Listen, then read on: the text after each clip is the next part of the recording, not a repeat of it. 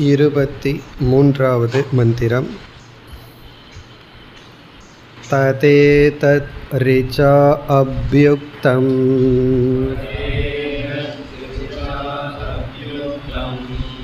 ஏஷ நித்யோ மகிமாம்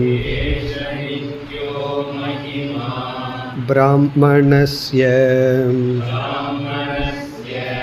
ந வர்ததே கர்மணாம்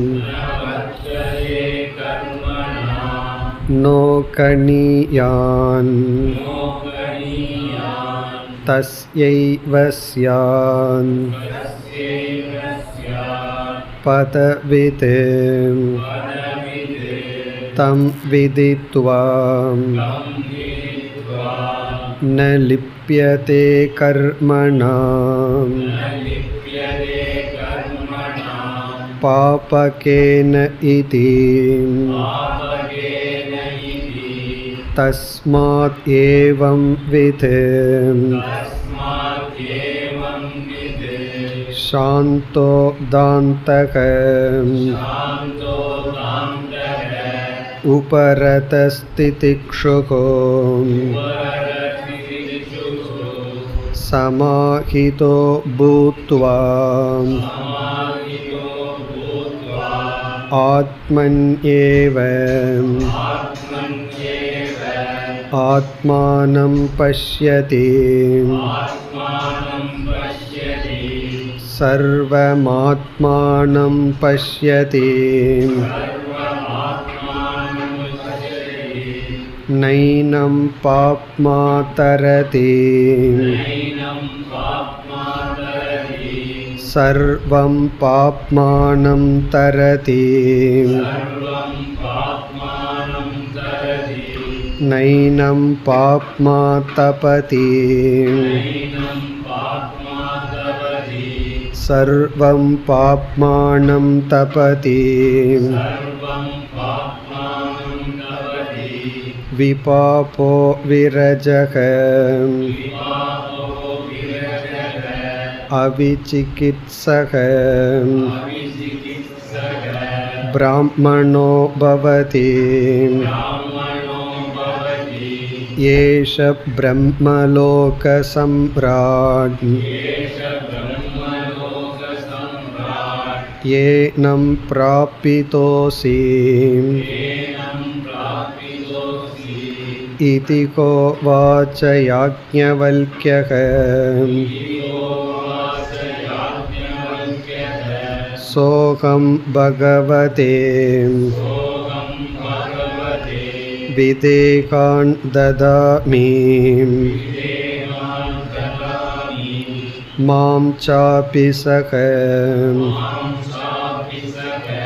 தாஸ்யாயேதி.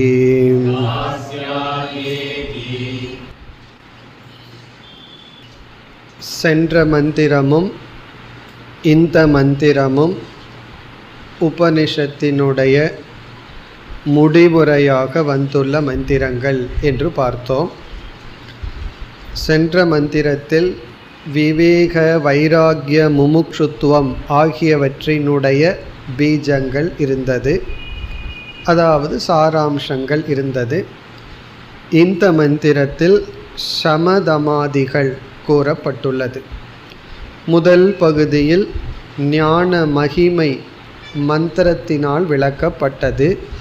ஏஷக நித்யோ மகிமா பிராமணஸ்ய, முக்தனாக இருப்பவனுடைய மகிமா நித்யக, அது ஏற்றத்தாழ்வுக்கு உட்படாத பூர்ணமான மகிமை.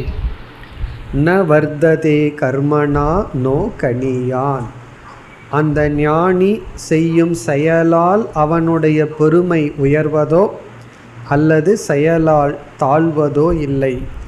இதை பதவித் ஸ்யாத், இதை எந்த முமுக்ஷு அறிந்து இந்த மகிமையை அறிகின்றார்களோ அவர்களும் பாபத்தினால் பாதிக்கப்படுவதில்லை. அதை தொடர்ந்து நாம் சமதமாதிகளை சென்ற வகுப்பில் பார்த்து முடித்தோம். ஏவம் விது சாந்தக தாந்தக உபரதக திதிக்ஷுகு சமாஹிதக இந்த இடத்தில் ஸ்ரத்தையையும் நாம் சேர்த்தி கொள்கின்றோம். சமாஹிதோ பூத்வா ஸ்ரத்தா வித்தோ பூத்வா ஆத்மனியேவ ஆத்மானம் பஷ்யதி. இப்படி சமம் தமம் போன்ற சாதனைகளை உடையவன் விசாரம் செய்து ஞானத்தை அடைந்து ஆத்மனி தன்னிடத்திலேயே ஆத்மானம் தன்னுடைய சொரூபத்தை சைத்தன்ய சொரூபத்தை பஷ்யதி பார்க்கின்றான். மேலும் சர்வம் ஆத்மானம் பஷ்யதி அனைத்தையும் தானாக பார்க்கின்றான். இதுவரை நாம் சென்ற வகுப்பில் பார்த்து முடித்தோம். இனிமேல் வருகின்ற பகுதி ஞான பலம். உபனிஷத்தினுடைய முடிவுரை ஞான பலம். ஞான பலம் என்றால் இந்த ஞானத்தை அடைந்தவன் எப்படிப்பட்ட பலனை அடைகின்றான். இங்கு ஜீவன் முக்தி என்ற பலன் குறிப்பிடப்படுகின்றது. விதேக முக்தியும் அடங்குகின்றது. ஆனால் குறிப்பாக ஜீவன் முக்தி தான் நமக்கு முக்கியம். இப்பொழுது அந்த பலனை பார்ப்போம். நைனம் பாப்மா தரதி. ஏனம் இந்த ஞானியை பாப்மா ந தரதி. பாப்மா என்றால் பாபம்.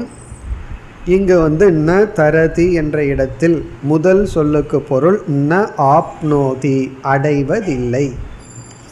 இவனை பாபங்கள் அடைவதில்லை. இந்த ஞானியை பாபங்கள் அடைவதில்லை.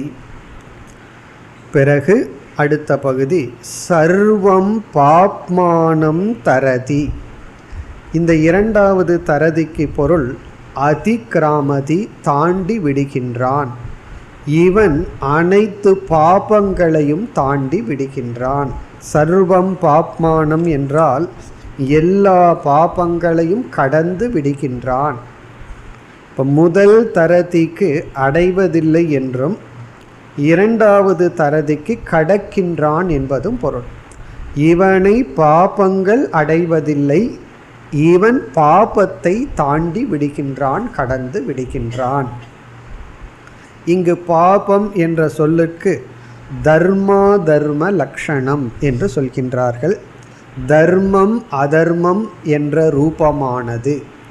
இப்போ இங்கு சங்கரர் மற்றவர்கள் எல்லாமே பாபம் என்பது முமுக்ஷுவை பொறுத்தவரை புண்ணியமும் பாபமாகி விடுகின்றது.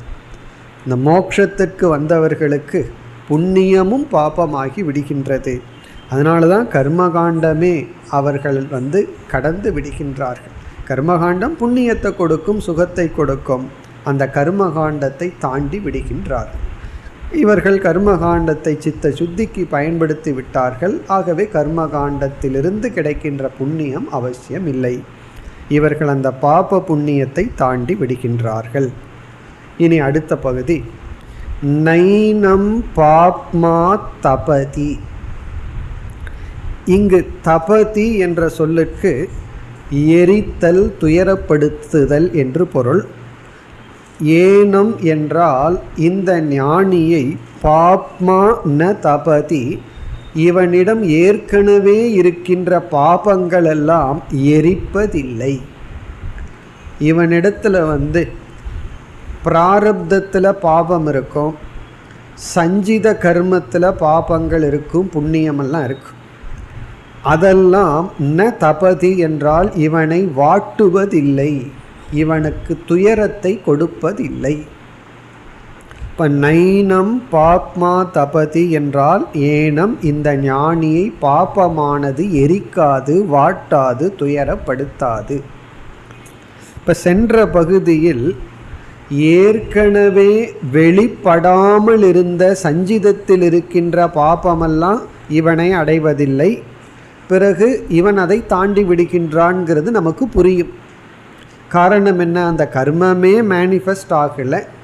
அது வெளிப்படுவதற்கு முன்னாடியே அந்த கர்த்தாவை நீக்கி இவன் சஞ்சிதத்திலிருந்து விடுதலை அடைகின்றான். ஆனால் இவன் பிராரப்தத்தை அனுபவித்து ஆக வேண்டும் என்ற சூழ்நிலையில் பிராரப்தத்தில் இருக்கின்ற பாபம் இருக்கும். அதனால தான் ஞானிகளுக்கெல்லாம் எவ்வளவுதான் அவர்கள் உணவுல கட்டுப்பாடும் தியானமும் செய்து கொண்டு எவ்வளவுதான் இருந்தாலும் வர்ற நோய்கள் சாதாரண மனிதர்களுக்கு என்ன நோய் வருதோ அதே நோய் வருகின்றது. எவ்வளவு பெரிய ஞானியாக இருந்தாலும் சாதாரண மனிதர்களுக்கு வர்ற நோய், சாதாரண மனிதனா என்ன, மது அருந்தி கொண்டு உடலை எவ்வளவு தூரம் தவறாக பயன்படுத்த முடியுமோ அப்படி செய்பவர்களுக்கு என்ன நோய் வருதோ அதே நோய் வருது. காரணம் என்ன? பாபம். ஆகவே நமக்கு சந்தேகம் வரும், பிராரப்த கர்மம் பாபம் இவர்களை வாட்டுமே என்றால் அதற்கு இங்கு பதில் நைனம் பாப்மா தபதி. பிராரப்த கர்மமானது இவர்களை வாட்டாது, எரிக்காது, கஷ்டப்படுத்தாது. அது எப்படி என்றால், இவர்கள் அந்த பிராரப்த கர்மத்தை இவர்கள் பொருள்படுத்துவதில்லை, ஏற்றுக்கொள்கின்றார்கள். அக்செப்டன்ஸ் தான். அதை வித்யாரண்யர் தன்னுடைய பஞ்சதசிங்கிற நூலில் ஒரு லாஜிக் கொடுக்குறார். என்ன சொல்கிறார் என்றால், பிராரப்தம் கொஞ்சம் கஷ்டத்தை கொடுக்கத்தான் கொடுக்குது. ஆனால் இந்த ஞானிகள் அந்த கஷ்டத்தை பொருள்படுத்துவதில்லை. அது எப்படி என்றால், மோக்ஷ சுகம் அவர்களுக்கு கிடைத்ததனால் இந்த துக்கம் அவர்களுக்கு துக்கமாக தெரிவதில்லை. மோக்ஷம் அப்படிங்கிற ஒரு சுகம் கிடைச்சிருக்கு. அந்த சுகத்தினால இப்பொழுது இருக்கின்ற துக்கம் அது கவுண்ட் பண்ணுறதில்லை, அவர்களுக்கு தெரிவதில்லை.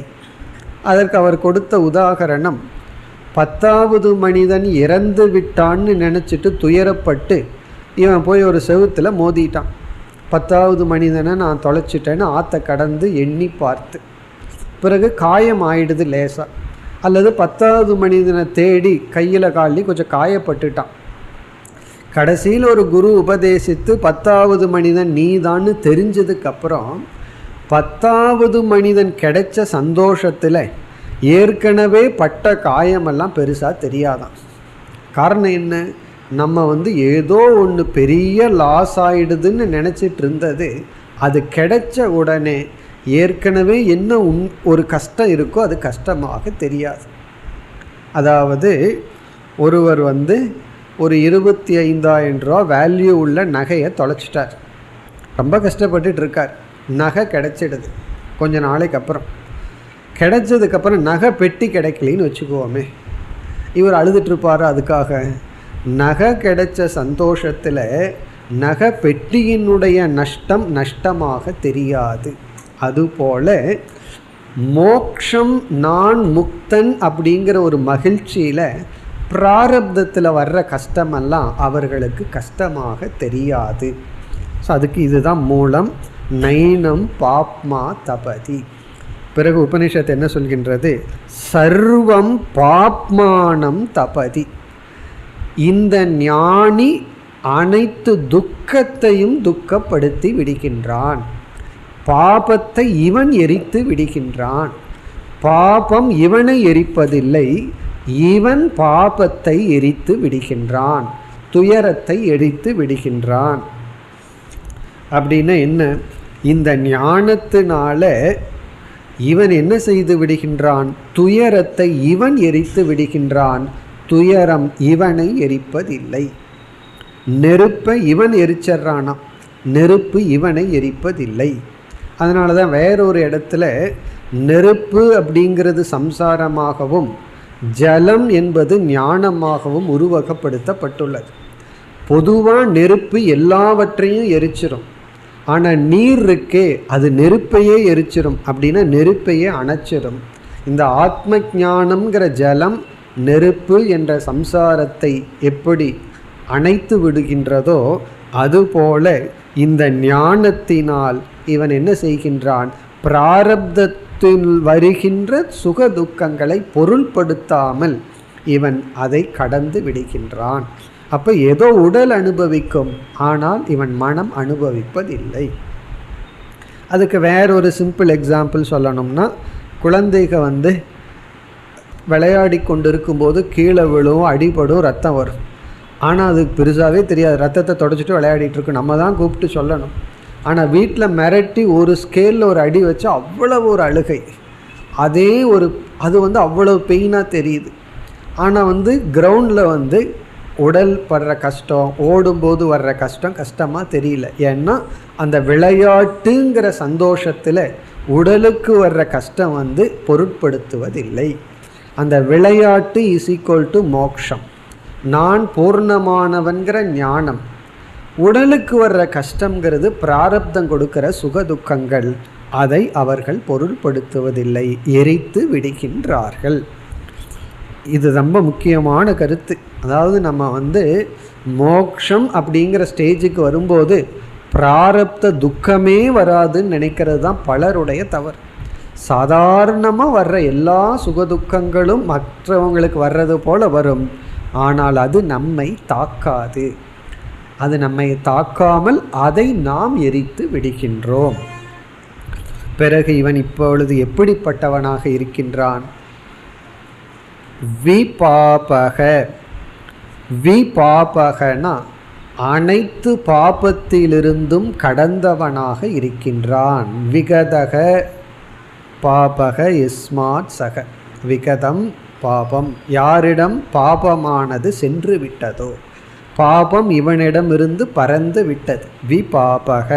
இங்கே பாபம்னா தர்மா தர்ம லட்சணம், தர்மமும் அதர்மமும் அல்லது புண்ணியம் பாபம்.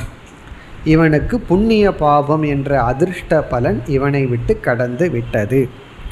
அது ஏன் அப்படி சொல்கிறோம் அப்படின்னா, ஒரு புண்ணியத்தினுடைய பலன் சுகம்ங்கிற அனுபவத்தை கொடுக்கணும், பாபங்கிற பலன் துக்கம்ங்கிற அனுபவத்தை கொடுக்கணும். அதனுடைய உண்மையான துக்கம்ங்கிற அனுபவத்தை கொடுக்காம ஏதோ மேலோட்டமான ஒரு பெயினை மட்டும் கொடுத்துட்டு போகும்போது அதுக்கு பாபங்கிற ஸ்டேட்டஸே இல்லாமல் போயிடுது. அப்படி ஒருவர் கோவப்பட்டால் நம்ம வருத்தப்படணும், அந்த கோபம் வேலை செய்யணும். ஒருவர் கோபம் வரும்போது நம்ம அவரை பார்த்து சிரிச்சிட்டு இருக்கிறோம்னு வச்சுக்கோமே, அப்போ என்ன பண்ணிட்டோம், அந்த கோபத்தை நம்ம வென்று விட்டோம்னு அர்த்தம். சில பேர் நடக்கும், நம்ம கோவப்பட்டுருப்போம், அந்த அவங்க யார் மீது கோவப்படுறாங்களோ அவங்க ரொம்ப சாதாரணமாக எடுத்துகிட்டு மனசுக்குள்ளே சிரிச்சிட்டு இருப்பார்கள். அப்படி இந்த ஞானி இந்த உலகம் கொடுக்கின்ற துயரத்தை பார்த்து சிரித்து கொண்டிருக்கின்றான். ஆகவே அந்த பாபத்தை கடந்தவன். அடுத்த சொல் வி ரஜக. ரஜக என்றால் அழுக்கு, விரஜக என்றால் அழுக்கிலிருந்து அசுத்தத்திலிருந்து வெளிவந்தவன். எல்லா அழுக்குக்கும் மூல காரணமான அழுக்கு அஞ்ஞானம், அறியாமை. ஏன்னா அந்த அறியாமையிலிருந்தால் மற்ற அழுக்குகள்லாம் வந்துட்டுருக்கு. அந்த அறியாமை என்ற அசுத்தத்திலிருந்தும் பிறகு மற்ற அறியாமையினுடைய விளைவுகளிலிருந்தும் இவன் கடந்தவன். அதனால தான் உறங்கி எழுந்ததுக்கப்புறம் நம்ம குளிக்கணும்னு ஏன் சொல்கிறோம் அப்படின்னா, நாம் உறக்கத்தில் காரண சரீரத்தில் போய் இருந்திருக்கிறோமா. காரண சரீரம் அஜ்ஞானமயமாக, அஜ்ஞானந்தான் அசுத்தத்தினுடைய காரண ஸ்வரூபம். ஆகவே நாம் உறக்கத்தில் அசுத்தத்தில் இருந்துட்டு வந்திருக்கிறோமா, எழுந்த உடனே அதனால தான் தூய்மைப்படுத்த வேண்டும் அப்படின்னு எல்லாம் சொல்வார்கள். அப்படி விரஜக என்றால் அஜ்ஞானம் போன்ற அனைத்து அசுத்தத்திலிருந்தும் வெளிவந்தவன். அடுத்த சொல் அவிசிகித்சக. அவிசிகித்சக என்றால் அனைத்து விதமான சந்தேகத்திலிருந்தும் விடுதலை அடைந்தவன். விசிகித்சா அப்படின்னா சந்தேகம், அவிசிகித்சக என்றால் அசம்சயக. வித்யதே ஹிருதய கிரந்திகி சித்தியதே சர்வ சம்சயாகா என்று முண்டகத்தில் சொன்னது போல இவனுக்கு எந்த விஷயத்திலும் சந்தேகம் இல்லை. அப்போ இவனிடத்துல உலகத்தில் இருக்கிற ஏதாவது விஷயத்தை கேட்டால் சொல்லுவார்களா அப்படின்னா, இங்கே உலகம் மித்தியா, பிரம்ம சத்தியம், நான் பிரம்ம, இந்த விஷயத்தில் எல்லளவும் சந்தேகமற்றவன். மித்தியாவுக்குள்ளே சிலது தெரிஞ்சிருக்கலாம், சிலது தெரியாமல் இருக்கலாம், அது வேறு. ஆனால் மித்தியாங்கிறது தெரிய வேண்டும், அதில் சந்தேகமற்றவன். இவன் யார்? இப்படிப்பட்டவன் பிராமணக பவதி, இவன் பிராமணனாகவும் இருக்கின்றான். இங்கே பிராமணன்னா முக்தன். நம்ம பவதிங்கிறத ஒவ்வொரு இடத்துலையும் எடுத்துக்கலாம். விபாபக பவதி, விரஜக பவதி, இவன் இப்பொழுது பாபமற்றவனாக, தூய்மையானவனாக, சந்தேகமற்றவனாக இருக்கிறான்னு எடுத்துக்கலாம். அல்லது இப்படிப்பட்டவன் பிராமணக பவதி, அதாவது முக்தனாக இருக்கின்றான். பிறகு யாக்ஞவல்யர் ஜனகரை பார்த்து கூறுகின்றார், சம்ராட், ஹே ஜனகரே, ஏ ராஜா சம்ராட், ஏஷக பிரம்மலோகக, இதுதான் பிரம்மஸ்வரூபம். இங்கே லோகம் அப்படின்னா ஸ்வரூபம்னு அர்த்தம். பிரம்மலோகனா இதுதான் பிரம்மன், இதுதான் பிரம்மத்தை பற்றிய உபதேசம், இதுதான் பிரம்ம ஞானம். இங்கே லோகங்கிறதுக்கு ஞானம்னு ஒரு பொருள் இருக்கு. ஞானம் ஸ்வரூபம், இதுதான் பிரம்ம ஞானம், இதுதான் பிரம்மஸ்வரூபம். பிரம்மஸ்வரூபமாக இருக்கிறதுங்கிறது இப்படி இருப்பது. விபாபனாக, விரஜமாக, அவிசிகித்சனாக இருக்கிறது தான் பிரம்மனாக இருக்கிறது. இதை தெரிஞ்சுக்கிறது தான் பிரம்ம ஞானம். இப்போ பிரம்ம லோகங்கிறதுக்கு ஏஷக, இதுதான் பிரம்ம வித்யா, இதுதான் பிரம்ம பிராப்தி. அதை தெளிவுபடுத்துகின்றார். ஏனம் பிராபிதக அசி இதிக உவாச்ச யாக்ஞவல்க்யக. இப்போ யாக்ஞவல்யர் இவ்விதம் கூறினார். ஏனம் பிராபிதக அசி, அதாவது இங்கே என்ன சொல்கின்றார், நான் என்னமோ உனக்கு உபதேசம் பண்ணி இருந்தாலும் நீ அந்த உபதேசத்தை பயன்படுத்தி அந்த நிலையை நீ அடைந்து விட்டாய். கடைசியில் அடைய வேண்டியது யார்? சிஷ்யன்தான். ஆகவே ஏனம் இந்த நிலையை பிராபிதக, நீ அடையப்பட்டவனாக இருக்கின்றாய். பிராபிதக அசினா நீ இந்த உபதேசத்தின் துணை கொண்டு நீயே அந்த நிலையை அடைந்து விட்டாய், நீ அதற்கு சென்று விட்டாய், அந்த பிரம்மனிடத்தில் நீ ஐக்கியமாகிவிட்டாய், அல்லது அந்த பிரம்மத்தை அடைந்து விட்டாய், உன்னையே நீ அடைவித்து கொண்டாய் அப்படின்னு சொல்ற. இந்த உபதேசத்தை நீ பயன்படுத்தி விட்டாய் அப்படின்னு அர்த்தம். நம்ம ஒன்று கொடுக்குறோம், அது வேறு விஷயம். அதை எவ்வளவு தூரம் பயன்படுத்துகிறார்கள்ங்கிறது தான் ரொம்ப முக்கியம். உண்மையிலேயே சாத்விக தானம் பண்ணுறது இருக்கே, அது மிக மிக கடினம். ஏதோ கஷ்டப்படுறாங்கன்னு சில பேர் பொருளையோ எதையாவது கொடுப்போம், ஆனால் எந்த அளவுக்கு வாங்கியவர்கள் பயன்படுத்தி கொண்டிருப்பார்கள்னு பார்த்தா ரொம்ப குறைவு. அப்படி இங்கு நான் உனக்கு ஞானத்தை கொடுத்தேன், அதை நீ பயன்படுத்தி நீ அந்த பிரம்மத்தை நீயே அடைந்து விட்டாய்.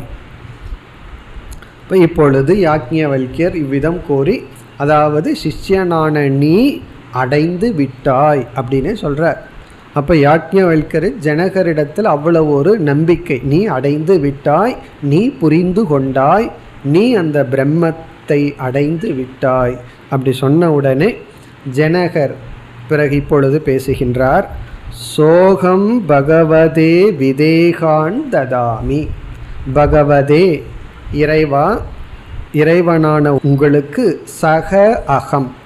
சக அகம் என்றால் சம்சாரியாக இருந்த நான் இப்பொழுது முக்தனாக இருக்கின்றேன். பிரம்மத்தை அடைந்த அகம், பிரம்ம பிராப்தக அகம்.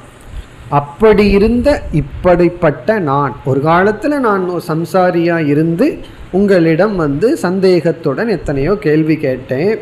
அப்படி இருந்த நான் இப்பொழுது விதேகான் ததாமி, நான் உங்களுக்கு எதை குருதட்சணையாக தருகின்றேன்?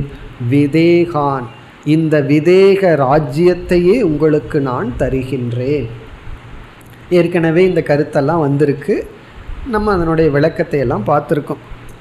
ஏன்னா இவர் அடைஞ்ச பலன் இவ்வளவு தூரம் இருக்கிறதுனால இவர் யோசித்து பார்க்கிறார், இந்த அறிவுக்கு எதை கொடுத்தால் தகுதி? விதேகான், இந்த நாட்டையே நான் உங்களுக்கு கொடுக்கின்றேன். ததாமி. பிறகு யோசித்து பார்க்கிறார், இந்த அறிவுக்கு இந்த நாட்டை கொடுப்பது மிக கீழானது அப்படின்னு சொல்லி, மாம்ச அபி சக தாஸ்யாய. மாம்ச அபி என்றால் என்னையும், சக இந்த நாட்டுடன் சேர்ந்து. ஏன்னா இந்த இடத்துல ஆப்ஷன் வைக்கல, ஒன்றா நாட்டை எடுத்துக்கோ இல்லை என்ன எடுத்துக்கோ, ரெண்டில் ஒன்று தான் அப்படிலாம் நம்ம சொல்லுவோமல்ல. அப்படி இல்லாமல் நாட்டையும் நான் உங்களுக்கு கொடுக்குறேன். சக என்றால் அந்த நாட்டுடன் சேர்ந்து மாம்ச அப்பி என்னையும் கொடுக்கின்றேன். எதற்காக, எப்படி நான் உங்களுக்கு கொடுக்கின்றேன்? தாஸ்யாய உங்களுக்கு ஒரு தாசனாக, உங்களுக்கு சேவை புரியும் ஒரு தாசனாக நான் என்னையும் கொடுக்கின்றேன்.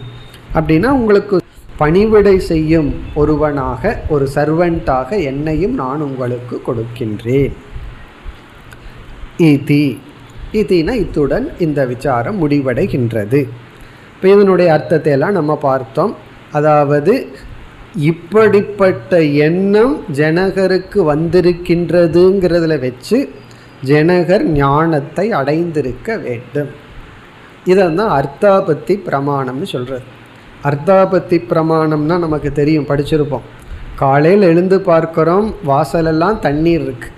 இப்போ இந்த அனுபவத்தை விளக்கணும் அப்படின்னா இரவு மழை பெய்திருக்க வேண்டும் அப்படின்னு நம்ம அறிவை அடைகின்றோம். நைட்டு மழை பெஞ்சிருக்குன்னு எப்படி சொல்கிறோம்? காலையில் பார்த்த உடனே நான் மழையை பார்க்கல, தூங்கியிருக்கோம்.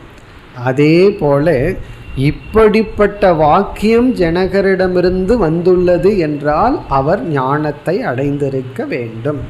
ஏன்னா ஞானத்தை அடைந்திருந்தால்தான் இப்படிப்பட்ட மனமும் இப்படிப்பட்ட சொல்லும் அவரிடமிருந்து வரும். அப்படி இப்போ ஜனகரும் ஞானிங்கிறதுக்கு அர்த்தாபத்தி பிரமாணம்.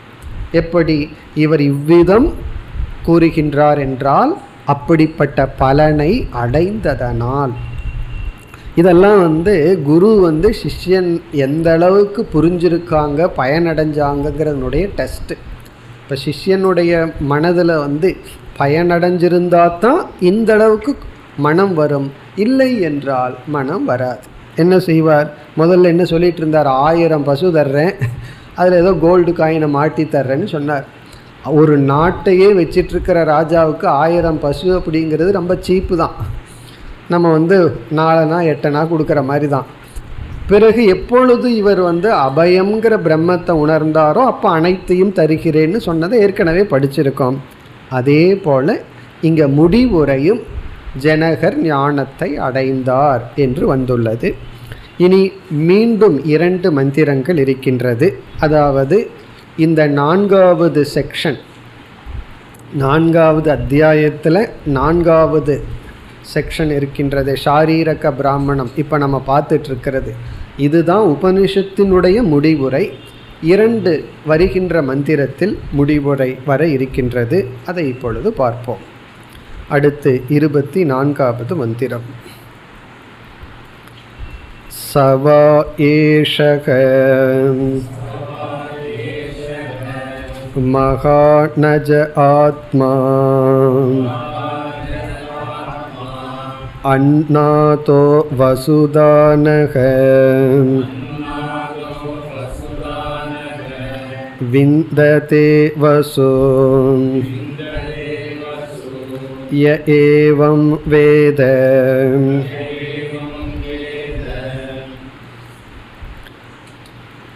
இந்த மந்திரத்தில் உபாசனை ஒன்று வருகின்றது.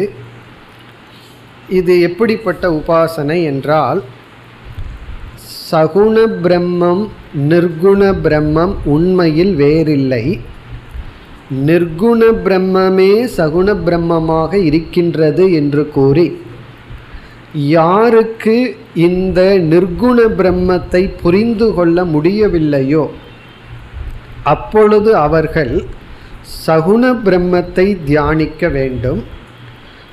அந்த தியானம் செய்யும் பொழுது அகங்கிரக உபாசனையாக செய்ய வேண்டும்.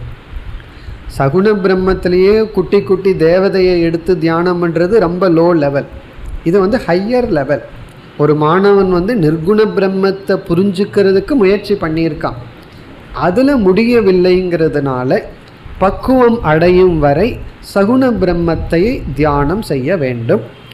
அப்படி தியானம் செய்து 2 விதமான பலனை அடையலாம். ஒரு விதமான பலன் வைராகியம் குறைவாக இருந்தால் ஐஸ்வர்யத்தை அடையலாம். வைராகியம் இருந்துவிட்டால் நிர்குண பிரம்மத்தை புரிந்து கொள்ள தகுதியை அடையலாம். அந்த கருத்து இங்கு கூறப்படுகிறது. அதாவது இந்த மந்திரத்தினுடைய சாராம்சம், நிர்குண பிரம்மனே சகுண பிரம்மனாக இருக்கிறது. இந்த சகுண பிரம்மத்தை நான் என்று தியானித்து உலக ஐஸ்வர்யத்தையும் அடையலாம், யோக்கியதையையும் அடையலாம். இதெல்லாம் முடிவுரைக்காக மீண்டும் கூறப்படுகின்ற கருத்து. இங்கு முதலில் மீண்டும் ஜீவ பிரம்ம ஐக்கியம் கூற வை ஏஷக மகான் அஜக ஆத்மா. சகவை ஏஷக, அந்த நிர்குண பிரம்மனே ஏஷக இந்த ஆத்மா. ஏஷகன ஆத்மா. யார்? சக, அந்த நிர்குண பிரம்மஸ்வரூபமே பரமாத்மாவே இந்த ஜீவாத்மா. பிறகு இந்த ஜீவாத்மாவினுடைய சொரூபம் என்ன? மகான் அஜக. இங்கு மகான் என்றால் பூர்ணமானது, அஜக என்றால் பெறப்பற்றது. பெறப்பற்ற பூர்ணமான அந்த நிர்குண பிரம்மமே இங்கு ஆத்மாவாக இருக்கின்றது. இப்போ ஆத்மா என்றால் ஆத்மா அகம், இங்கே ஆத்மான அகம். சக ஏஷக ஆத்மா அகம். அந்த நிர்குண பிரம்மன் பரமாத்மாவே இந்த ஆத்மா மகானாகவும் பெறப்பட்டதாகவும் இருக்கிறது. இனி இந்த ஞானத்தை கிரகிக்க முடியவில்லை என்றால், நானே பிரம்மன்கிறது என்னால் கிரகிச்சிக்க முடியல, இப்போ விட்டு விடுங்கள், பிறகு பார்த்து கொள்வோம் அப்படின்னு சொன்னால் நான் என்ன ஸ்டெப்பில் வைக்கிறது? ஏன்னா அந்த ஸ்டெப்பை என்னால் கிரகித்து கொள்ள முடியவில்லை என்றால், இங்கு அந்த நிர்குண பிரம்மன் சகுண பிரம்மனாக அறிமுகப்படுத்தப்படுகிறது. 2 குணங்கள் சகுண பிரம்மத்திற்கு இங்கு கொடுக்கப்படுகிறது. சரி, உன்னால் நிர்குணமாக தியானிக்க முடியவில்லை, புரிந்து கொள்ள முடியவில்லைன்னா சகுணமாக இப்பொழுது நீ தியானம் செய். என்ன சகுணம்? அன்னாதக வசுதானக. 2 குணம் இங்கு கொடுக்கப்படுகின்றது. அன்னாதக என்றால் அந்த பரமாத்மாவே எல்லா ஜீவராசிகளுக்குள்ளும் இருந்து அனைத்து உணவையும் உட்கொண்டு இருக்கின்றது. சர்வபூதஸ்தகசன் அன்னம் அத்தி. எல்லா ஜீவராசிகளுக்குள்ளும் இருந்து அன்னம் அத்தி உணவை உட்கொண்டு இருக்கின்றது. அப்படின்னு அன்னாதகன்னா அனைத்தையும் சாப்பிட்டு கொண்டு இருப்பவர். எல்லா ஜீவராசிகளுக்குள்ளும் இருந்து அவரே உணவை உட்கொண்டு இருக்கிறார், சாப்பிட்டு கொண்டு இருக்கின்றார், உணவை உண்டு கொண்டு இருக்கின்றார். அன்னாதக. இப்படி தியானம் செய்ய வேண்டும். உடனே இது சகுணமாகி விட்டது. நிர்குணம் ஒன்றும் செய்வதில்லை. சகுணம் போது என்னாகுது? அனைத்து ஜீவராசிகளுக்குள்ளும் அவரே இருந்து கொண்டு உணவை அருந்திக் கொண்டு இருக்கின்றார். அப்போ யாரெல்லாம் சாப்பிடுகிறார்களோ அது உண்மையில் யார் சாப்பிடுகிறார்? பகவான் தான் சாப்பிடுகின்றார். அதனால தான் அதிதி தேவோ பவ. அதிதியாக வீட்டுக்கு வந்தால் ஏன் தேவோ பவ? யாரெல்லாம் எதை சாப்பிடுகிறார்களோ அது பகவான் தான் சாப்பிட்டு கொண்டு இருக்கின்றார். இப்படி ஒரு குணத்துடன் தியானிக்க வேண்டுமாம். இங்கே எப்படி தியானிக்கணும்னா, அகம் அன்னாதக, நானே அனைத்து ஜீவராசிகளுக்குள்ளும் இருந்து நானே உணவை உட்கொண்டு இருக்கின்றேன், சாப்பிட்டு கொண்டு இருக்கின்றேன். காரணம் என்ன? அந்த சகுண ஈஸ்வரனும் நானும் ஒன்று என்ற அறிவு வராததனால் தியானிக்கின்றோம். இதைத்தான் அகங்கிரக உபாசனம். இனி அடுத்தது வசுதானக. வசுதானக என்றால், வசு என்றால் செல்வம் அல்லது கர்ம பலம். வசுதானக என்றால் கர்ம பலனை தருபவர். அந்த ஈஸ்வரன் தான் அனைத்து கர்மத்தினுடைய பலனையும் தருபவர். இப்படி தியானிக்க வேண்டுமா? ஈஸ்வரனை எப்படி தியானிக்கணும்? வசுதானகனா அவர்தான் எல்லா கர்மத்துக்கும் பலனை தருபவர். நார்மலாக நம்ம என்ன செய்வோம்? நீ தான் எனக்கு இப்படி பண்ணின, நீ என்னை ஏமாற்றி விட்டாய், நான் உழைச்ச எனக்கு பலன் வரலை, நான் சர்வீஸ் பண்ண என்னை நீ அதை மதிக்கவில்லை, இப்படியெல்லாம் நம்ம சொல்கிறோம். அப்போ நம்ம என்ன முடிவு பண்ணிட்டோம்? இவரோ அவரோ நமக்கு பலன் தருவதாக நினச்சிட்ருக்கோம். பட் அவர்களெல்லாம் கருவிகள். உண்மையிலேயே நமக்கு பலனை தருபவர் ஈஸ்வரன். ஆனால் சில சமயங்களில் நான் உழைக்கின்றேன், அதற்கு தகுந்த ஊதியம் வரவில்லையேன்னு கேட்போம். ஈஸ்வரன் கர்ம பலனை கொடுப்பவராக இருந்தால், நான் ரொம்ப உழைச்சேன், ஒரு இடத்துல ஊதியம் வரவில்லையேன்னு கேட்டால், இனி ஒரு கேள்வி நம்ம அவங்ககிட்ட திருப்பி கேட்கணும். சில இடத்துல நீ குறைவாக உழைச்சிருக்க, அதிகமாக பலன் வந்திருக்கு, அங்கே ஏதாவது கேள்வி கேட்டையான்னு கேட்கணும். அப்போ நம்ம பேசாமல் இருந்துருவோம். அப்போ ஒரு லாஜிக்கும் கிடையாது. அப்போது பல சமயத்தில் குறைவான உழைப்பில் அதிக பலனை அனுபவிக்கிறோம். இப்போ அங்கேயும் நம்ம ஒத்துக்கக்கூடாது, அதை நம்ம ஏற்றுக்கிறோம். அதே போல தான் ஏற்றுக்கொள்ளணும். சில சமயம் அதிக உழைப்பு இருக்கும், குறைவான ஊதியம் இருக்கும். அது பகவானுடைய அக்கௌண்ட்டில் எப்போ எப்படி டேலி பண்ணணும்னு தெரியும். நம்முடைய அறிவுக்கு நம்ம இப்போ போட்ட உழைப்பு தான் இருக்கும். பகவான் அந்த ஜென்மாந்தர கர்மத்தை எல்லாம் வச்சிருப்பார். ஆகவே எது நமக்கு இறுதியாக கிடைக்கின்றதோ அது இறைவனிடமிருந்து வந்த பிரசாதம், நம்ம கர்மத்தினுடைய பலன். இப்படி தியானிக்க வேண்டுமா? இப்போ இறைவனை எப்படி தியானிக்க வேண்டும்? வசுதானக, வசுன செல்வம், கர்ம பலனை கொடுப்பவர். பிறகு அனைத்து ஜீவராசிகளுக்குள்ளும் இருந்து உணவை உட்கொள்பவர். இனி விந்ததே வசு ய ஏவம் வேத. ய ஏவம் வேத, ய ஏவம் வேதங்கிறதுக்கு யார் இவ்விதம் தியானம் செய்கின்றார்களோ, யார் அந்த ஈஸ்வரனை அண்ணாதன் என்றும் வசுதானன் என்றும் வேதன உபாசனை செய்கின்றார்களோ அவர்களுக்கு என்ன பலன்? இங்கு 2 பலன் கொடுக்கப்படுகின்றது. ஒரே ஒரு சொல் தான், அதற்கு 2 பலன் விளக்கம் கொடுக்கப்படுகின்றது. என்ன பலன்? விந்ததே வசு, அதுதான் பலன். இவர்கள் வசுவை அடைகின்றார்கள். இங்கு வசு என்ற சொல்லுக்கு செல்வம், பொருள் என்பது அர்த்தம். அதாவது இவர்களுக்கு செல்வம், பொருள், ஐஸ்வர்யம் அனைத்தும் கிடைக்கும். இதை காமிய உபாசனையாக செய்திருந்தால், காமியமாக இதை செய்திருந்தால் அவர்களுக்கு கிடைக்கின்ற பலன் செல்வம். ஏன்னா கர்ம பலனை கொடுப்பவர், எல்லா ஜீவராசிகளுக்குள்ளும் இருந்து உணவை உட்கொள்பவர் என்று தியானித்தால் அதனுடைய பலன் நமக்கு உணவு கிடைக்கும், நமக்கு பொருள்கள் கிடைக்கும்.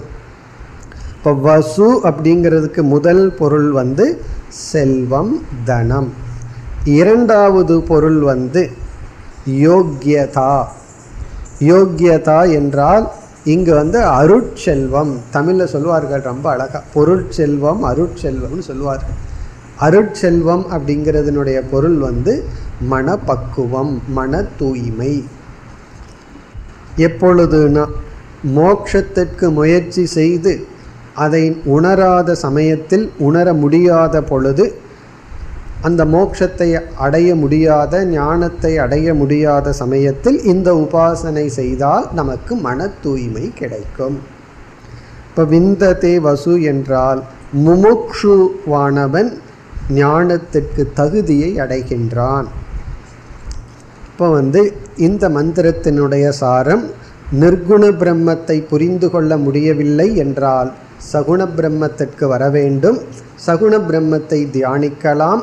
அப்படி தியானித்தால் நமக்கு, காமியமாக தியானித்தால் அதற்கு தகுந்த பலன், சித்த சுத்திக்காக தியானித்தால் அதற்கு தகுந்த பலன். இனி அடுத்த மந்திரத்தில் முடிவுரை வருகின்றது. இந்த முடிவுரை இந்த பிராமணத்திற்கு மட்டுமல்ல, முழு பிருகதாரண்யகத்தினுடைய உபதேசத்தினுடைய முடிவுரை. சவா ஏஷக மகாநஜ ஆத்மா அஜரக அமரக அமிர்தக அபயக பிரம்ம அபயம் வை பிரம்ம அபயம் ஹி வை பிரம்ம பவதி ய ஏவம் வேத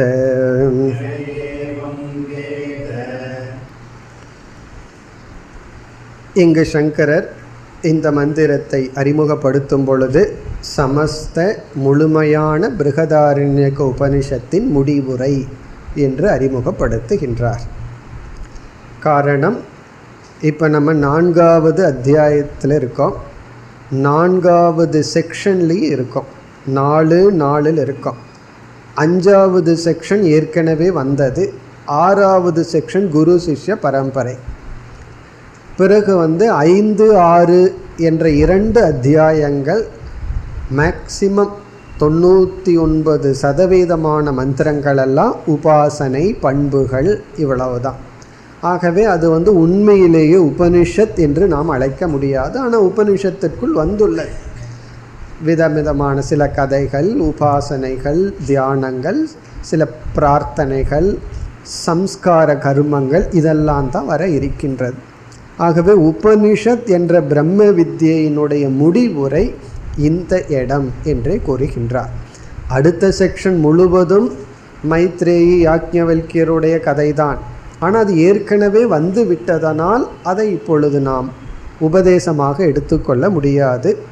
ஆகவே சங்கரர் இது முடிவுரை என்று சொல்கின்றார். முடிவுரையும் மிக அழகாக அமைந்துள்ளது. இதில் எல்லா சொற்களும் நமக்கு தெரிந்தது தான், நம்ம பார்த்த கருத்து தான். இங்கு பிரம்மஸ்வரூபம் கூறி பிரம்மத்தை அடைதல் இஸ் ஈக்குவல் டு மோக்ஷத்தை அடைதல், பிரம்ம பிராப்தி இஸ் ஈக்குவல் டு மோக்ஷ பிராப்தி என்ற விதத்தில் அமைக்கப்பட்டுள்ளது.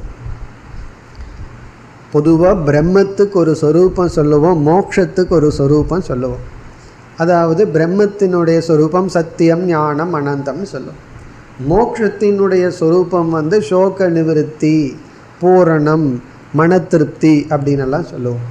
இங்கு பிரம்மத்துக்கு என்ன லட்சணமோ அதே லட்சணம் மோக்ஷத்திற்கும் சொல்லப்பட்டுள்ளது. முதலில் ஜீவ பிரம்ம ஐக்கியம் மீண்டும் வருகின்றது. சகவை ஏஷக மகாநஜ ஆத்மா. சென்ற மந்திரத்தில் சொன்ன அதே பகுதி தான். சகவை ஏஷக, அந்த பரமாத்மாவே, ஏஷக இந்த ஜீவாத்மா. சரி, இந்த ஜீவாத்மாவினுடைய சொரூபம் அஜரக. ஜரா என்றால் வயோதிகத்தை அடைதல், தேய்தல், மாறுதல். அஜரக என்றால் தேய்வற்றது, மாற்றமற்றது. அமரக, அமரக என்றால் மரணமற்றது, மரணமற்ற, மாற்றமற்ற. அமிர்தக, அமிர்தம் என்றால் என்றும் உள்ளது. ஏன்னா சூன்யத்துக்கும் மரணம் கிடையாது. இந்த மரணம் தோன்றியதற்குத்தானே இருக்கு, இல்லாததுக்கும் மரணம் இல்லைன்னு சொல்லலாமே. ஒரு பொருள் தோன்றவே இல்லை, அதுக்கும் மரணம் இல்லைன்னு சொல்லலாமே என்றால் இது அமிர்தம், எப்பொழுதும் இருந்து கொண்டே இருப்பது. இது வெறும் மரணமற்றது மட்டுமல்ல, ஆனால் இருந்து மரணமற்றதாக இருப்பது. மீதியெல்லாம் இருக்குன்னு சொன்னால் அது மரணத்துக்கு உட்பட்டது, அது மித்தியா. அதனால் நம்ம என்ன சொல்லலாம், இருப்பது மரணத்திற்கு உட்பட்டால் அது மித்தியா, இருப்பது மரணத்திற்கு உட்படவில்லை என்றால் அது பிரம்மன். அப்போ சத்தை நம்ம ரெண்டாக பிரிச்சிடறோம். சத்துனா இருத்தல், அது மரணம் அடையும்னா அது மித்தியா. மித்தியாவான சத் அது சத், ஆனால் மரணம் அடையாது என்றால் அது பிரம்மன், அமிர்தக. பிறகு அந்த பிரம்மத்துக்கு இனி ஒரு சொரூபம் சொல்லப்படுகிறது, அபயக. அபயக இதெல்லாம் ஆத்மாவினுடைய சொரூபம் அல்லது பிரம்மத்தினுடைய சொரூபம். இங்கு ஆத்மா அபயக, பயமற்றது. இங்கே அபயம்ங்கிற சொல்லில் அனைத்து சம்சார தர்மத்தையும் எடுத்துக்கொள்ள வேண்டும். எல்லா சம்சார தர்மத்தை எடுத்துக்கொண்டால் சம்சார தர்ம வர்ஜிதக. இந்த உலகத்தில் என்னென்ன விதமான சம்சாரம் இருக்கோ அத்தனை சம்சாரமும் அற்றது. அபயக, இப்படிப்பட்ட ஆத்மா பிரம்ம. இப்படிப்பட்ட ஆத்மஸ்வரூபந்தான் பிரம்மன். சரி, பிரம்மத்தினுடைய சொரூபம் என்ன? அபயம் வை பிரம்ம. கடைசியாக இங்கு அபயம் என்ற சொல் முக்கியத்துவம் கொடுக்கப்படுகிறது. அபயங்கிற சொல்லுக்கு இங்கு முக்கியத்துவம். என்ன நம்ம என்னதான் பிரம்மத்தை சத்தியம் ஞானம் இப்படியெல்லாம் சொல்லிட்டு இருந்தாலும் கடைசியில் அந்த சம்சாரத்தோடு சேர்ந்து பார்த்தா தான் நமக்கு இதனுடைய பலன் புரியும். அதனால் இங்கு அபயங்கிற சொல்லுக்கு சம்சாரமற்றது எதுவோ அது பிரம்ம. அந்த சம்சாரத்திலேயே உச்சகட்டமான சம்சாரம் பயம். எல்லா சம்சாரம், எல்லா விதமான சம்சாரத்திலையும் பெரிய சம்சாரம் அல்லது தலையாக இருக்கின்ற சம்சாரம் பயம். அது நல்லா யோசித்து பார்த்தா நமக்கு தெரியும். ஒருவன் எவ்வளவுதான் செல்வம், எவ்வளவுதான் வசதிகள், எவ்வளவுதான் பவர் இருந்தாலும் அவனிடத்தில் அதற்கு தகுந்த பயம் இருக்கும். 100 ரூபாய் வச்சிருக்கிறவனுக்கு 100 ரூபாய் தொலைஞ்சு போகுங்கிற அளவு 100 ரூபாய் பயம்.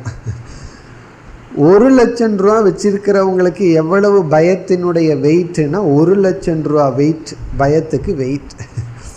1,00,000 டாலர்னா 1,00,000 தங்க நாணயம் வச்சிருந்தா அதற்கு தகுந்த பயம். அப்படி வீட்டில் எஜமானனாக இருந்தால் அதற்கு தகுந்த பயம், ஊருக்கு பிரசிடெண்ட்டாக இருந்தால் அதற்கு தகுந்த பயம், நாட்டுக்கு பிரசிடெண்ட்டாக இருந்தால் அதற்கு தகுந்த பயம். அப்படி எந்த ஒரு ஐஸ்வர்யத்தை இந்த உலகத்தில் அடைஞ்சாலும் அந்த ஐஸ்வர்யத்தோட சுதி பயம் அப்படின்னு பர்த்ரஹரி சொல்லுவார். சுதி பயம்னா அதை இழந்து விடுவேணுங்கிற பயம் அந்த ஐஸ்வர்யத்தோட சேர்ந்தே பகவான் வச்சிருக்காராம். இதுதான் ட்ரிக். இதை கண்டுபிடிக்கிறது தான் உண்மையான கண்டுபிடிப்பு. இதை கண்டுபிடிச்சா நோபல் பிரைஸ், அதுதான் மோட்சம். யாரும் கண்டுபிடிக்காத விஷயம் இதுதான். என்னன்னா எந்த லட்சியத்தை அடைஞ்சாலும் அந்த லட்சியத்துடன் பயமும் சேர்ந்து பகவான் கொடுத்துருவார். இந்த பயம்ங்கிறது பேக்கேஜ், அது கேட்காம கொடுக்கப்படுற ஒன்று. நம்ம ஒரு ஆப்ஜெக்ட் வாங்கினோம் அப்படின்னா கேட்காம அதை பேக் பண்ணி கொடுப்பாங்கல்ல, பேப்பர்லேயோ இதுலேயோ. அந்த ஆப்ஜெக்டுக்கு தகுந்த மாதிரி பேக்கிங் இருக்கும். ஏதாவது பெட்டி கடையில் போய் ஒன்று வாங்கினா நியூஸ் பேப்பரில் சுற்றி கொடுப்பான். நகை வாங்கினோம்னா நல்ல பெட்டியில் போட்டு கொடுப்பான். அதே போல் இந்த பேக்கேஜுங்கிறது தான் பயம். இந்த உலகத்தில் எதை அடைந்தாலும் அத்துடன் பயம் விடுகிறது. ஆகவே சம்சாரம் இஸ் ஈக்குவல் டு பயம். அப்போ மோட்சத்தை அடைஞ்சாலும் அந்த மோட்சம் போயிருமோன்னு பயம் வருமா அப்படிங்கிறதான் பெரிய கேள்வி, எல்லாத்துக்கும் வர்ற கேள்வி. ஐயையோ நான் இப்போ மோட்சத்தை அடைஞ்சிட்டேன், அந்த மோட்சம் எனக்கு என்னை விட்டு எப்பாவது போயிருமா அப்படின்னு சொன்னால், இந்த மோட்சமே அப்படிங்கிறது எனக்கு எதுவுமே வேண்டாம். சங்கரர் ஒரு இடத்துல சொல்லுவார், சித்த சுத்தியும் வேண்டாம் மோட்சமும் வேண்டான்னு ஒரு நிலை வரணுமா, அதுதான் மோட்சங்கிற. எனக்கு மோட்சமே வேண்டாம் சித்த சுத்தியும் வேண்டாம் அப்படிங்கிற அளவு மனநிலை வருவது. நான் எதையும் இழக்க தயார், என்னுடைய மனதையும் நான் இழக்க தயார். இப்போ ஞானிகிட்ட போய் உனக்கு பைத்தியம் பிடிக்கலாமா அப்படின்னா பிடிக்கட்டுன்றுவார். காரணம் என்ன, எனக்கு இந்த மனசு வேணுங்கிற அவசியம் கிடையாது, இருந்தால் கொஞ்சம் பைத்தியமாக இருந்துட்டு போகிறேன்னு சொல்லுவார். சரி தெளிவாக இருப்பையானா இருக்கிறேன்னு சொல்லுவாராம். அப்படி அந்த மோட்சம் போயிரும் அப்படிங்கிற பயம் இல்லாமல் என்ன வருதோ அதுக்கு பேர் தான் மோட்சம். எனக்கு மோட்சமும் போயிருமோன்னு பயம் வந்ததுன்னா அதுக்கு பேர் மோட்சம் அல்ல. இப்போ எந்த ஒன்றை அடைந்து அதை நான் இழந்து விடுவேணுங்கிற பயமும் இல்லைன்னா அதுக்கு பேர் தான் மோட்சம். இப்போ மோட்சத்துக்கு என்ன லட்சணம் சொல்லலாம், எதை ஒன்றை நாம் அடைந்து அதை இழந்து விடுவேங்கிற பயத்தை நாம் அத்துடன் அடையவில்லையோ அது மோட்சம். ஒன்றை நம்ம அடையிறோம், அடைஞ்சதற்கு பிறகு நான் அடைஞ்சதையும் இழந்துடுவேணும்னு பயம் வராமல் ஒன்றை அடைஞ்சோம்னா அது மோட்சம். அது பிரம்ம ஒன்று தான். காரணம் என்ன, பிரம்மஸ்வரூபம் நம்மை விட்டு போகாது. அழியாத பிரம்மத்தை அடைஞ்சோம்னா தான், என்ன நான் இழக்கணும்னா பிரம்மத்தை நான் இழக்கணும், பிரம்மத்தை இழக்க முடியாது, அது அமிர்தம், அது அமிர்த ஸ்வரூபமானது என்று அந்த அபயம் வை பிரம்ம இப்போ பிரம்மத்தினுடைய சொரூபமே அபயம். ரொம்ப அழகான சொல். இதை எடுத்து நல்லா தியானிக்க வேண்டும். நிதித்தியாசனத்துக்கான சொல் அபயம் வை பிரம்ம. பிறகு இந்த பிரம்மத்தை அடைபவனும் அபயத்தை அடைகின்றான். அபயம் வை பிரம்ம பவதி ய ஏவம் வேத. ய ஏவம் வேத, யார் இதை அறிகின்றார்களோ. ய ஏவம் வேத, இங்கே வேத அப்படின்னா ஞானம். யார் இந்த ஞானத்தை அடைகின்றார்களோ அவர்கள் எதை அடைகின்றார்கள்? அபயம் பிரம்ம பவதி, அபயமான பிரம்மனாக ஆகி விடுகின்றார்கள்.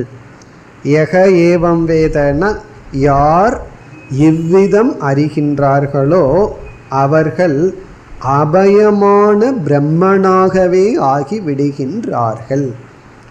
அப்போ இங்கே பிரம்மத்தினுடைய லட்சணம் அபயம். இவர்கள் அடைகின்ற மோட்சத்தினுடைய லட்சணமும் அபயம். ஏற்கனவே இந்த மாதிரி தான் யாக்ஞவல்யர் ஜனகருக்கு சொல்லியிருக்கார். அபயம் வை பிரம்ம பிராப்தோசி அப்படின்னு ஏற்கனவே சொன்னார், நம்ம பார்த்துருக்கோம். அபயமான பிரம்மத்தை யாக்ஞவல்யர் ஜனகரை பார்த்து சொன்னார், ஜனகரே நீங்கள் அபயமான பிரம்மத்தை அடைந்துள்ளீர்கள். அங்கேயும் ஜனகர் என்ன பண்ணார்? விதேகான் தாஸ்யாமி, விதேகத்தை கொடுக்கின்றேன் தாஸ்யாயன்னு சொல்லியிருக்கின்றார். அதுபோல இங்கு அபயமான பிரம்மத்தை அடைந்தவர்கள் அபயமான மோட்சத்தை அடைந்துள்ளார்கள் என்று இந்த பிராமணம் இத்துடன் முடிவடைகின்றது. இப்போ இத்துடன் 4வது பிராமணம் முடிவடைந்து விட்டது. இப்போ இந்த 4வது பிராமணத்துடன் முழு உபனிஷத்தினுடைய உபதேசம் முடிவடைந்துள்ளது. இப்பொழுது இந்த 4வது பிராமணத்தினுடைய சாராம்சத்தை சுருக்கமாக நம்ம பார்க்கலாம். இந்த 4வது அத்தியாயத்துள்ள 4வது பிராமணத்திற்கு ஷாரீரக பிராமணம் என்று பெயர். ஷாரீரகம்னா ஷரீரத்தில் இருக்கின்ற ஜீவஸ்வரூபத்தின் தன்மையை விளக்கும் பிராமணம். இந்த ஜீவனுக்கு 2 தன்மை. சம்சாரியாக இருக்கின்ற தன்மை, தன்னை சிதாபாசன் நினைக்கும் பொழுது. பிறகு முக்தனாக இருக்கின்ற தன்மை, தன்னை பிரம்மனாக நினைக்கும் பொழுது. இப்போ முதல் 6 மந்திரங்கள் சம்சார வர்ணனம். ஏன்னா ஸ்வயம்ஜோதி பிராமணத்தில் கடைசியில் சம்சார வர்ணனத்துடன் இருந்தது, அதனுடைய தொடர்ச்சி வந்தது. இப்போ முதல் 6 அதில் மரணத்தை பற்றிய வர்ணனையெல்லாம் வந்தது. இறந்ததற்கு பிறகு இவன் எதை எடுத்துகிட்டு போவான்னா இவனுடைய கர்ம உபாசனை சம்ஸ்காரங்கள் இதை எடுத்துட்டு தான் போகிறான். எப்படி இறக்கின்றான், இறப்பதற்கு முன்னாடி இனியொரு சரீரத்தை ரெடியாக வச்சுக்கிறான்னெல்லாம் அங்கு வந்தது. பிறகு 6வது மந்திரத்தில் மோட்ச வர்ணனை வந்தது. மோட்சத்தினுடைய வர்ணனை கூறப்பட்டது. 7வது மந்திரத்தில் மோக்ஷஸ்வரூபம் கூறப்பட்டது. இந்த பாம்பு சட்டை உதாகரணமெல்லாம் அங்கெல்லாம் வந்தது. அதெல்லாம் ரொம்ப முக்கியமான ரொம்ப ஃபேமஸ் எக்ஸாம்பிள். பாம்பு எப்படி சட்டையை விடுதோ அப்படி நம்ம சரீரத்தில் இருக்கிற அபிமானத்தை விட வேண்டும். பிறகு 8வது மந்திரத்தில் ஆரம்பித்தோம்னா 21வது மந்திரம் வரை ஞான மார்க்க ஸ்துதிகி. 8லிருந்து 21 வரை நம்ம பல உபனிஷத்துக்களில் வந்த மந்திரங்களெல்லாம் இங்கே நம்ம பார்த்தோம். கடோபனிஷத்தில் உள்ள சில மந்திரங்களெல்லாம் இங்கே இருந்தது. இதில் இந்த மார்க்கமே அரிது அப்படிங்கிற ஞானமெல்லாம் நம்ம பார்த்தோம்.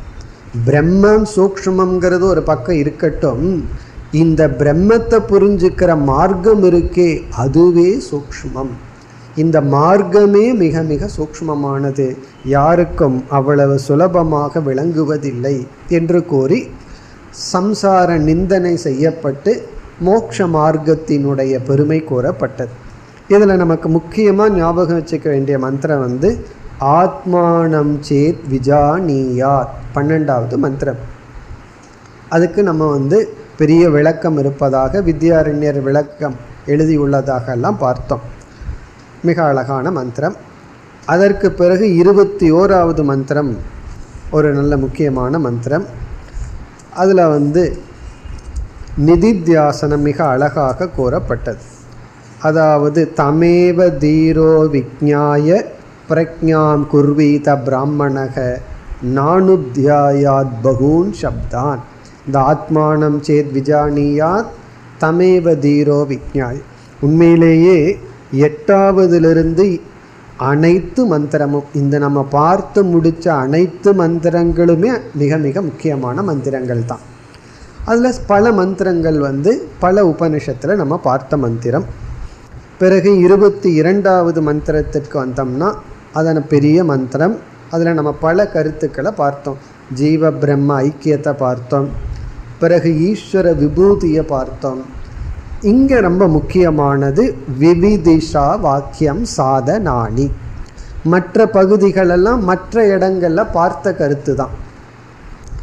அதில் மிக முக்கியம் யக்ஞேன தானேன தபசா அநாசகேன அப்படிங்கிற வாக்கியம்தான். பிராமணாகா விவிதி சந்தி. யக்ஞம் தானம் தபம் என்ற சாதனைகள் மூலம் முமுட்சுக்கள் இந்த ஞானத்தை அறிய ஆசை கொள்கின்றார்கள். இந்த ஆசை வரணும்னாவே இவைகளெல்லாம் செய்ய வேண்டும் என்பது. பிறகு 23வது மந்திரம் இன்று நம்ம பார்த்து முடித்தோம். அதில் சாதன சதுஷ்டய சம்பத்தியில் சமதமாதிகள் பாபத்தை கடக்கின்றான், பாபம் இவனை நெருங்குவதில்லை. 24 சகுண பிரம்ம உபாசனம் வசு விந்ததே பார்த்து முடித்தோம். 25 உபசம்ஹாரம் முடிவுரை. முடிவுரை அபயத்துடன் முடிவுரை. யாம் இருக்க பயமேன், அபயம் நல்லா நம்ம பார்க்கிறோமல்ல, அந்த அபயத்துடன் முடிவுரை வந்தது. இப்போ இனிமேல் என்ன வர இருக்கின்றது என்றால், அடுத்த செக்ஷன் நமக்கு ஏற்கனவே வந்த கருத்து. அதில் சங்கரருடைய பாஷ்ய விசாரம் உள்ளது. அதற்கு பிறகு வருகின்ற பகுதிகளை நம்ம சாராம்சமாக பார்க்க போகிறோம். 1-2 உபாசனை மட்டும் நம்ம பார்த்துட்டு மீதியினுடைய சாராம்சத்தை பார்க்க போகின்றோம். 1-2 பாஷ்ய விசாரமும் இருக்கின்றது இனிமேல் வருகின்ற பகுதியில். அவைகளை நாம் பார்க்க போகின்றோம். அடுத்த வகுப்பில் தொடரலாம். ஓம் பூர்ணமத பூர்ணமிதம் பூர்ணாத் பூர்ணமுதச்யதே பூர்ணஸ்ய பூர்ணமாதாய பூர்ணமேவாவசிஷ்யதே. ஓம் சாந்தி சாந்தி சாந்தி.